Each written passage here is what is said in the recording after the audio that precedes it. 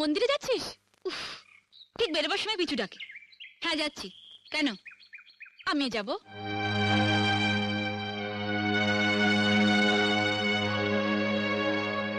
এইভাবে যাবে? এই পোশাকে? লোকে ভাববে চৌধুরী বাড়ির বউ আর ঝি যাচ্ছে।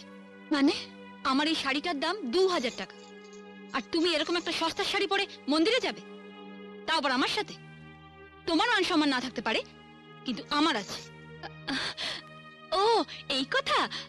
তুই দাঁড়া, আমি এক্ষুনি শাড়িটা বদলে আসছি। এটা ধর। টিয়া, আমি রেডি, ঠিক আছে? এ কি? এটা তো আমার শাড়ি। তুমি পরেছো, তোমার লজ্জা করছে না? খোলো। দামি শাড়ি পরার যখন অতই শখ, নিজের বরকে বলো না কিনে দিতে। সে মুহূর্ত নেই। ভিখারি কোথাকার। কি বলছিস তুই টিয়া? তুই যা, আমরা বোনের মতো। তোর শাড়ি আমি পরবো, আমার শাড়ি তুই পরবি, এটাই তো স্বাভাবিক। থাক দিদি, অনেক হয়েছে।